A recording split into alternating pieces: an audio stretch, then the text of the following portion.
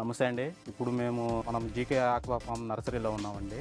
GK aqua form నర్సరీలో వచ్చి వనామీలో 3 సీడ్లు try చేస్తున్నామండి. ఇప్పుడు మనం ఒకటి సయాక్వా చేస్తున్నామండి, ఇంకోటి ఎస్ఐఎస్ హార్డ్ లైట్ చేస్తున్నామండి, ఇంకోటి కొనాబీ చేస్తున్నామండి. 3 సీడ్లు కూడా ఇప్పుడు ఈ నర్సరీలోనే ట్రై చేస్తున్నామండి. ఇప్పుడు మనం ఏంటంటే చూడబోయేది వచ్చి ఎస్ఐఎస్ హార్డ్ లైన్ సీడ్ అండి. ఈ మూడిటికి కూడా ఐఎన్వి బయో ఆర్టిమియాగా కంపల్సరీ 4 డేస్కి వాడతామండి. ఇప్పుడు స్టాక్ చేస్తే 9th డే అండి. ఇది 25th నుంచి 30 డేస్ తర్వాత షిప్ చేస్తామండి. ఎస్ఐఎస్ హార్డ్ లైన్ అండి. ఇది నెక్స్ట్ సీడ్ అండి. నెక్స్ట్ సీడ్ సయాక్వా అండి. దిస్ ఇస్ సయాక్వా అండి. నెక్స్ట్ థర్డ్ వన్ వచ్చి కొనాబీ సీడ్ అండి.